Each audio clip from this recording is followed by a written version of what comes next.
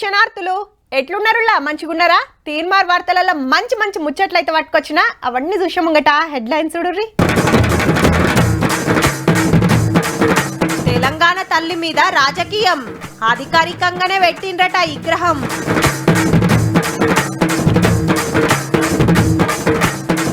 విద్యార్థులైన కొత్త ఎమ్మెల్యేలు, సీనియర్లు చెప్పిండ్రు పాఠాలు.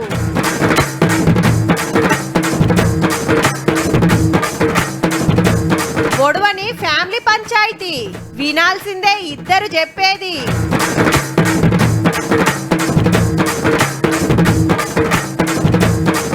పదివేల లైసెన్సులు క్యాన్సల్, తప్పుతాండ్రు ట్రాఫిక్ రూల్స్.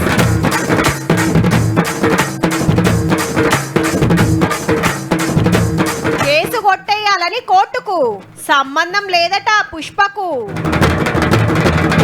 అధ్యక్ష, సీఎం గారిని కూకోమనుండ్రి, నేను మాట్లాడతా అని ఎమ్మెల్యేలు వేస్తే ఎట్లుంటది? స్పీకర్ సారు, అందరికంటే ఫస్ట్ నాకే మైకియాలే, నేను ఎక్కువ మెజార్టీతో గెలిచిన అంటే నడుస్తుందా?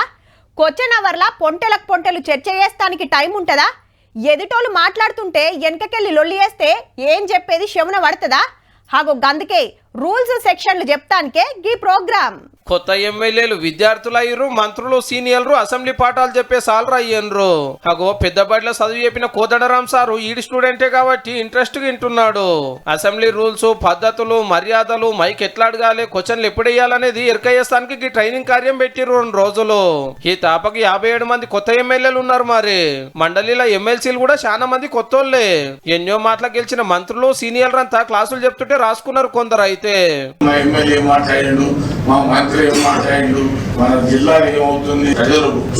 అన్ని పార్టీలు రావాలని స్పీకర్ సార్ పిలిస్తే మంచి ప్రోగ్రామ్ అని బీజేపీ ఎమ్మెల్యేలు వచ్చారు కానీ బీఆర్ఎస్ వాళ్ళు దుమ్మా కొట్టిండ్రు. అసెంబ్లీలో మాకు మైక్ ఇయ్యారు, మమ్మల్ని మాట్లాడనియ్యారు, అందుకే క్లాసులకు రామని రామన్న ముందే సాటింపేసిండు. అంతా జూటా ముచ్చట, నాకు అందరు సమానమే అనుకొచ్చిండు ప్రసాద్ సారు. వాళ్ళు ప్రజలల్లా విశ్వాసం కోల్పోతున్నారు. ఓడిపోయినా కూడా వాళ్ళు ఇంకా అధికారంలో ఉన్నామనే తీరుతోని వ్యవహరిస్తున్నారు. నేను 7 సార్లు ఎంపీ అయితే 5 సార్లు అపోజిషన్లే ఉన్నా, 2 సార్లు. పార్లమెంట్ లో మంచిగా మాట్లాడిన వాళ్ళు ఉత్తమ పార్లమెంటేరియన్ అవార్డు ఇచ్చినట్టు మన అసెంబ్లీలో కూడా గసొంటిది ఇచ్చే ఆలోచన చేస్తున్నారట. కానీ అధ్యక్షుల వారు అసెంబ్లీకి రారు, ఎమ్మెల్యేలు ట్రైనింగ్ కు రారు. ముద్దుగున్నది పోన్రే.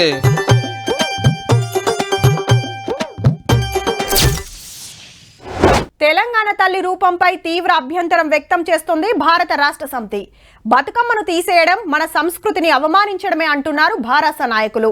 ఉద్యమ కాలం నుంచి ఉన్న విగ్రహాన్ని మార్చడాన్ని ప్రజలు జీర్ణించుకోవడం లేదన్నారు. తమ ప్రభుత్వం అధికారంలోకి రాగానే పాత తల్లినే మళ్లీ ప్రతిష్ఠిస్తామని వర్కింగ్ ప్రెసిడెంట్ కేటీఆర్ ఇప్పటికే ప్రకటించారు. మరి కాంగ్రెస్ పై తెలుగుదేశం వచ్చింది, తెలుగుదేశం పై కాంగ్రెస్ వచ్చింది, ఎవరు తెలుగు తల్లిని మార్చలే కదా. ఇప్పుడు నెహ్రూ గారు పెట్టిందని భారత మాతను ఇందిరాగాంధీ పెట్టిందని గిట్ట బీజేపీ వాళ్ళు వచ్చినాక మార్చిందా?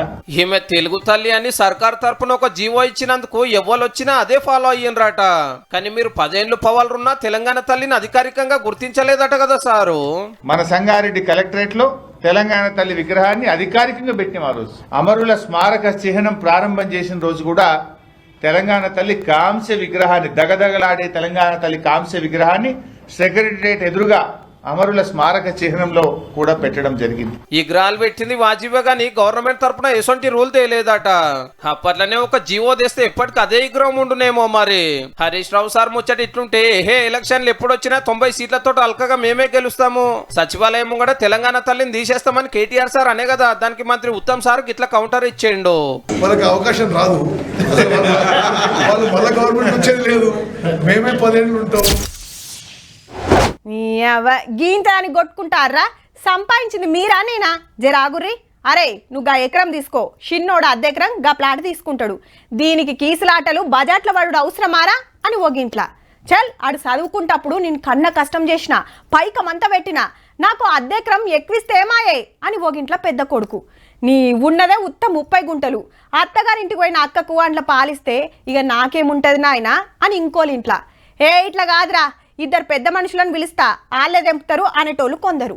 యాక్షన్, సెంటిమెంట్, థ్రిల్లర్, సస్పెన్స్, దవాఖాన్లు, పోలీస్ స్టేషన్లు, కేసులు, కోర్టులు, ధర్నాలు, నిరసనలు. సినిమాని మించిన మలుపుతోటి నడుస్తుంది మంచువారి ఫ్యామిలీలోల్లి. ఆస్తుల కోసం కీసులాడుతున్న అన్నదమ్ములు నాయన గురించి ఏమంటున్నారంటే, మా నాన్న నాకు చెప్పిందే వేదవాక్యం. మా నాన్న దేవుడు. ఆయన ఈ రోజు ఏదైతే చూస్తున్నారు మీరు, ఆయన అగ్రెషన్, అది ఆయన కాదు. కానీ కొడుకులు చేయవాటికి ఆ దేవుడు రాత్రి ఆవేశం ఆపుకున్నందుకు దవాఖానలో చేరిక కావాల్సి వచ్చింది.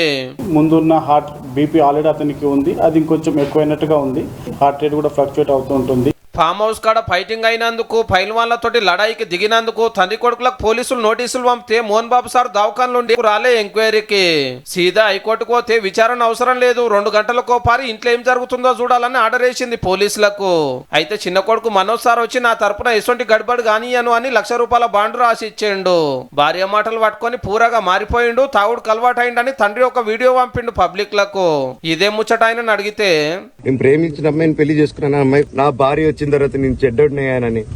అదే వాళ్ళ తల్లిదండ్రులు ఉండుంటే గమ్మునుంటారా అండి? మద్యానికి బానిస ఎవరిని కొట్టాను సార్? నా పిల్లల్ని కొట్టానా, నా భార్యను కొట్టానా, మా అమ్మని కొట్టానా, మా నాన్నని కొట్టానా? రాత్రి అంతలొల్లి చేసినందుకే కేసు ఇంత సీరియస్ అయిందనేది అన్నమాట. తోసుకొని గేట్ ఎరగొట్టి లోపలికి వచ్చేటప్పటికి ఒక తండ్రిగా ఆయన రియాక్ట్ అయిన విధం చాలా తక్కువని నా భావన. మధ్యలో మా అమ్మ నలిగిపోతుంది. మా అమ్మని హాస్పిటల్లో అడ్మిట్ అయ్యారని చెప్పి నేను అబద్ధాలు ఆడారు. ఫామ్ హౌస్ కాడ కీసులాడుతురని ఇలేకలరు పోతే వాళ్ళ మీదకి మోహన్ బాబు సార్ మలరబడ్డందుకు ఇలా ధర్నాలు నిరసనలు చేసిరు జర్నలిస్టులంతా. హీరో గారి మీద యాక్షన్ తీసుకోవాలని కంప్లైంట్ కూడా ఇచ్చిండ్రు.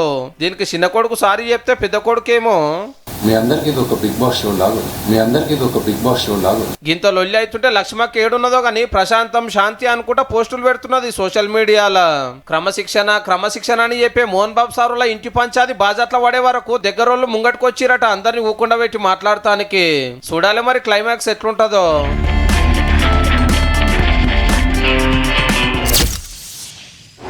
చల్, మనల్ని ఎవడ్రా ఆపేది? నా దారి రహదారి కాదు, గల్లీ దారి.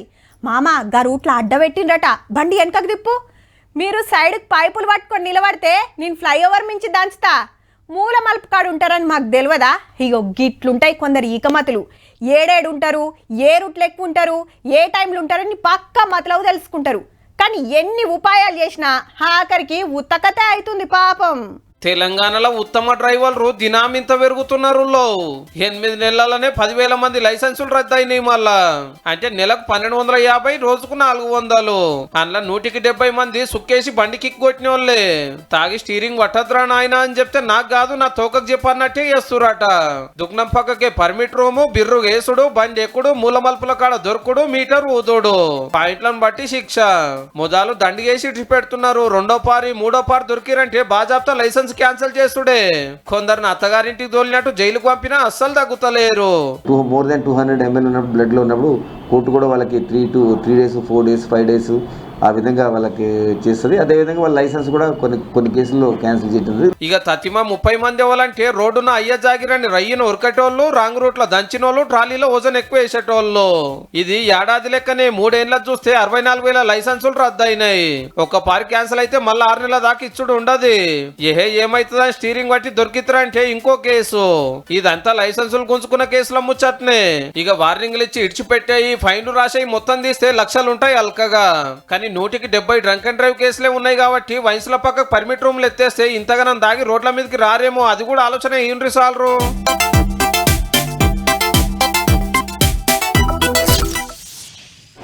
మనకాడ ఏ పల్లెలకు పోయినా వరి బగ్గ వండిస్తారు, అటెనక పత్తి.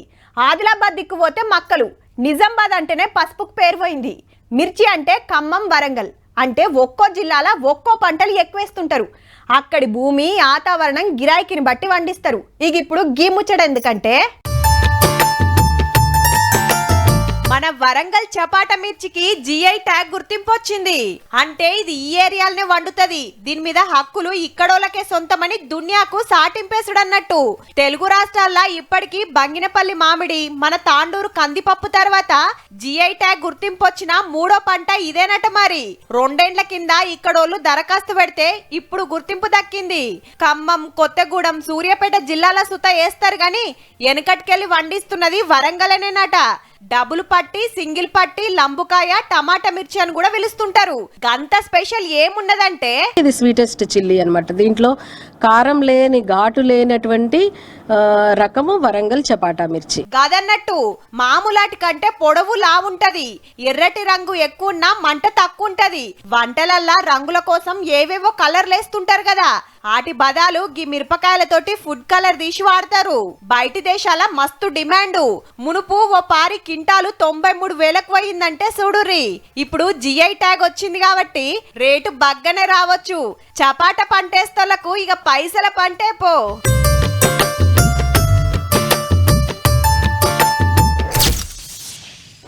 స్పీకర్ సార్ వచ్చి కుర్చీలో కూసునుడు, ఇటుకెళ్లి ప్రతిపక్షాలు లొల్లి షురువు చేసుడు, అటు సర్కారోళ్ళు అరుసుకునుడు, ఇటు ఇంకింత జోరు పెంచుడు, ఎమ్మటే సభ వాయిదా పడుడు. లోక్సభలో ఇట్లనే ఉన్నది, రాజ్యసభలో అదే కథ. పార్లమెంటు షురువైన కాంచి ఇదే చర్చ తక్కువ రచ్చ ఎక్కువ. అదాని సార్ ముచ్చట మీద ఎప్పుడో లొల్లి నడుస్తూనే ఉంటది పార్లమెంట్లా. ఈ కిత్తకు పంచాదంతా సార్ మీదికెళ్ళే పోతుంది పో. పార్లమెంట్ ఆకిట్లా సెంటర్ మంత్రి రాజ్నాథ్ సారు కార్ దిగంగానే గులాబీలు జాతీయ జెండా ఇయ్యవేండ్రు కాంగ్రెస్ ఎంపీలు. సార్ తీసుకోలే, నవ్వుకుంటే వెళ్ళిపోయిండు. సర్కార్ మీద గాంధీగిరి అన్నట్టు. అదాని గారి అవినీతి మీద పార్లమెంట్ లా చర్చ పెట్టాలని 12 రోజుల సంధి లడాయి చేస్తున్నా లైట్ తీసుకుంటాండ్రు. మరి పార్లమెంట్ నడవకుండా మా మీద అబండాలు మోపడానికి ప్రయత్నం చేస్తున్నారు. మేము నడవనిస్తలేమని, మేము చర్చకు సిద్ధంగా రావాలని. నిన్న మోడీ అదాని ఫోటోలున్న సంచులు పట్టుకొని తిరిగితే దానికి మునుపు ఇద్దరు ఫోటోలున్న టీ షర్టులు పట్టుకొని పార్లమెంట్ కు వచ్చిండ్రు. ప్రధాని అదాని బాయ్ బాయ్, అవినీతిలా ఇద్దరికి వాటాలున్నదనేది కాంగ్రెస్ వాళ్ళ మాట. ప్రతిపక్షానికి మైకిస్తలేడని రాజ్యసభ చైర్మన్ మీద అవిశ్వాసం పెట్టడానికి నోటీస్ ఇస్తే సెంటర్ వాళ్ళు గరమైనరు. గిదేం తరీకాని రోజుల కమానం గిదే లొల్లి నడిచే బదిలి ఓ పూట ప్రధానమంత్రి సారొచ్చి గాదాని ముచ్చటెందో మాట్లాడితే అయిపోవు. కానీ సారేమో ఎంత పిలిచినా అస్తలేడాయే.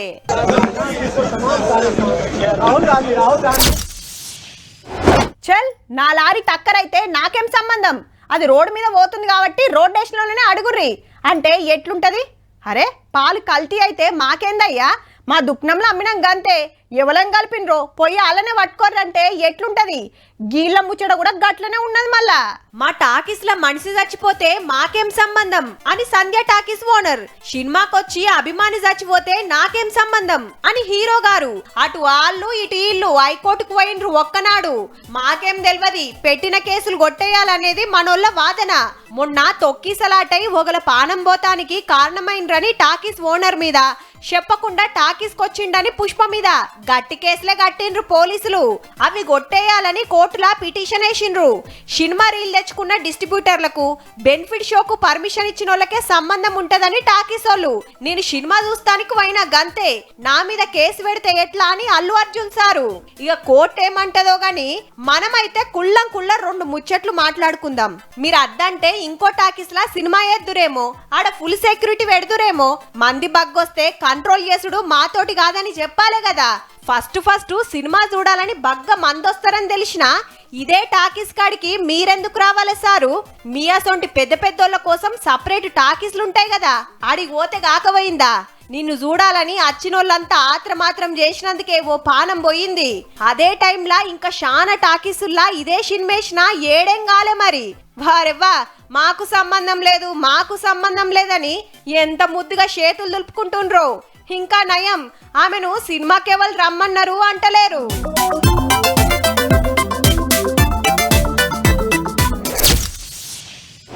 ఫోన్ చేతులున్నదంటే బ్యాంకు తోటి పని లేదు, ఏటీఎం కార్డు తోటి అవసరం లేదు, పర్సుల రూపాయి పెట్టకున్నా ఫరక్ పడది.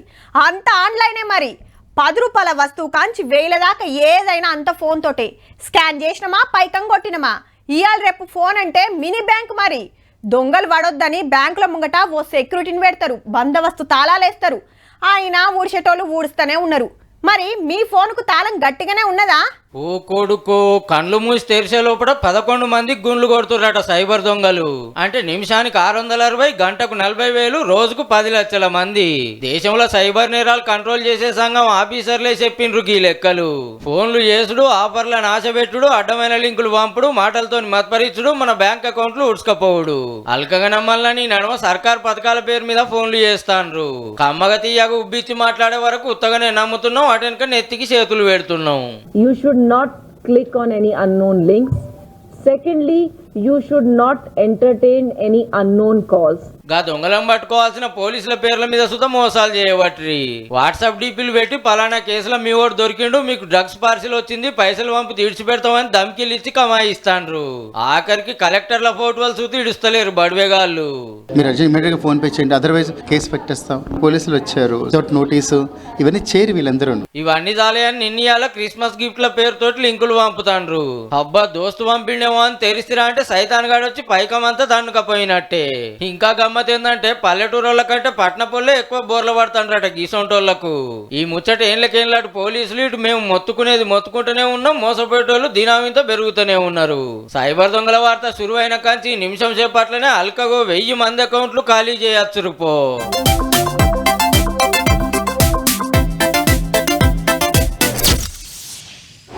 అందరు కాదు కానీ నిన్న మొన్నటి దాకా అన్న అక్క కాక తాత అనుకుంటా మనతోని మంచిగా మాట్లాడినోళ్ళు పుసుక్కున సర్పంచ్గా గెలిచినా అంటే జర్రంత లెవెల్ చూపిస్తారు.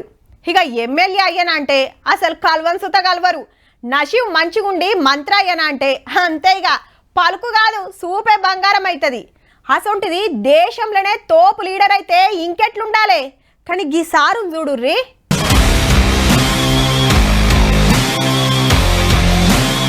ये अच्छा एक्सपीरियंस दिया आपने मुझे। ये चाहिए टमाटो केचप चाहिए। ये नहीं चाहिए सर। రాహుల్ గాంధీ సార్ సావుకార ఇండుల్లో దుకాణానికి వచ్చిన వాళ్ళని ఏం కావాలని అడుగుడు, అడిగింది ఇచ్చుడు. బిల్లు రాసి పైసలు తీసుకొని చిల్లరిస్తున్నాడు. చాక్లెట్లు ఇస్తాడు కస్టమర్లను ఖుషి చేస్తానికి. బిజినెస్ ఇక మరి చెప్పున తెలుసుకుండులే. ఢిల్లీలో కిరాణా షాప్ కు పోయి దందా ఎట్లా నడుస్తుంది, సరుకు సౌదల రేట్లేంది, ఏడికెళ్ళి తెస్తారు, ఎంత మిలుగుతుంది, పబ్లిక్ ఏమంటారు అనేది తెలుసుకొని అట్లనే జెర్సేపు కౌంటర్ మీద కూకుండా అన్నట్టు. మీరు మంచిగా నదరేసిండ్రో లేదో ఈ నడమ 6-10 రోజులకు ఒక అడిగి పోతాండు. హోటల్కు పోయి పోహా చేసిండు, పెయింటర్లతో ఇండ్లకు సున్నాలేసిండు, అక్కలతోని కుండలు చేసిండు, డెలివరీ బాయ్ల కష్టాలు చూసిండు, లారీ డ్రైవర్ల తిప్పలరుచుకున్నాడు, చెప్పులు కుట్టిండు, చిన్న దుఃఖంలో గడ్డం గీక్కొని గిఫ్టులు పంపిండు. ఓ ఇట్లా బొచ్చెడున్నాయి. అంటే పార్టీ కోటేసినా ఓడగొట్టినా ఎప్పుడో ఒకల కాడికి పోయి అలా మంచి చెడ్డలు తెలుసుకుంటుండు రాహుల్ సారు. ఈడ పబ్లిక్ తిప్పలరుచుకున్నాడు, ఆడ పార్లమెంట్ లో లడాయి చేసుడు. ఏ మాట కా మాట. అంత పెద్ద లీడర్ అయి ఉండి దేశంలో ఏ లీడర్ గెలవనంత మందిని అయితే కలుస్తుండబ్బా. ये अच्छा एक्सपीरियंस दिया आपने मुझे। ये चाहिए टमाटो केचप चाहिए। ये नहीं चाहिए सर। ఎమ్లాడ రాజన్న, కొండగట్ట అంజన్న, భద్రాద్రి రామన్న, యాదగిరి నరసన్న, మేడారం సమ్మక్క, బాసర సరస్వతమ్మ, ఓరుగల్లు భద్రకాళి, అలంపూర్ జోగులాంబ, సికింద్రాబాద్ ఉజ్జయిని మాంకాలమ్మ, గోల్కొండ జగదాంబిక, బల్కంపేట ఎల్లమ్మ, ఇట్లా ఎన్నో గుళ్ళు గోపురాలున్నాయి. ఈ కాంచి గీ గుడికి సుత బగ్గనే పోతుండొచ్చురు భక్తులు. సికింద్రాబాద్ కుమ్మరిగూడల ముత్యాలమ్మ తల్లి పండుగ సంబురంగా అవుతుంది. కొత్త విగ్రహం నిలబెట్టిండ్రు కాబట్టి సర్కార్ తరపున మంత్రులు పట్టుబట్టలు తెచ్చిండ్రు. అమ్మవారికి నిండుగా పూజలు చేసి తుర్తిగా కొలుసుకున్నారు. 256 కిలోల పంచలోహ విగ్రహాన్ని ఈరోజు తయారు చేసి 2 నెలల లోపల మరి ప్రతిష్ఠించడం జరిగింది. అన్ని పార్టీల లీడర్లు భక్తులు బగ్గనే వచ్చిండ్రు. 2 నెలల కిందట ఓ బడవేగాడు చేయకూడని పని చేస్తే దొరకబట్టి పోలీసులకు ఒప్పజెప్పిండ్రు. వాని సంగతి చూడాలని మస్తు గడబడైంది.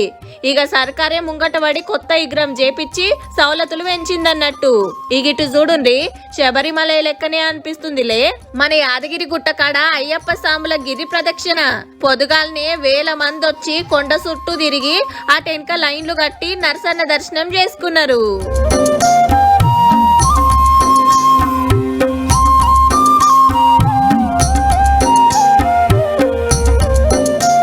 ఇగటు మధ్యప్రదేశ్ లో 5000 మంది ఒక్కపారే భగవద్గీత చదివి దునియా రికార్డు కొట్టిండ్రు. గిన్నిస్ పోయోళ్ళొచ్చి సీఎం మోహన్ యాదవ్ సార్ చేతిలో సర్టిఫికేట్ పెట్టిండ్రు. గింత మంది కలిసి చదువుడు ఏడ చూడలేదని.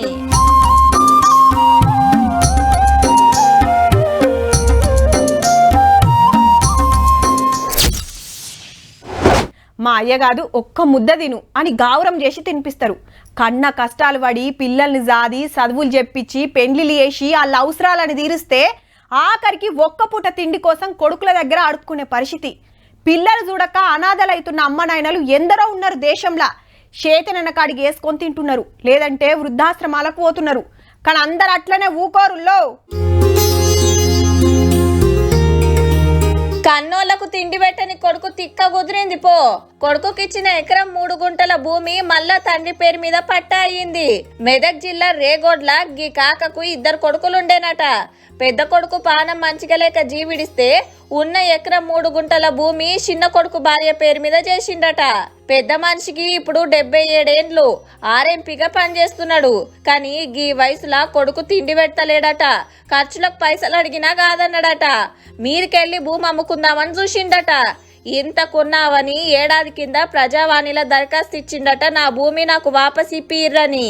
ఆనాడు నుంచి విచారణ జరిపిన తర్వాత అన్ని విధాల క్షుణ్ణంగా పరిశీలించి నాకు ఆర్డరు ఇవ్వడం జరిగింది. గదన్నట్టు సీనియర్ సిటిజన్ యాక్ట్ కింద కొడుకులకు వంచిన ఆస్తులు మళ్ళా వాపస్ తీసుకునే ఛాన్స్ ఉంది. కన్నోళ్ళని చూడనోళ్ళు జరగి ముచ్చట చూసుకోండి మరి. అయినా తల్లిదండ్రులు సుత మొత్తం పిల్లలకే వంచకుండా కొంత మీకోసం కూడా పెట్టుకుంటే మంచిది.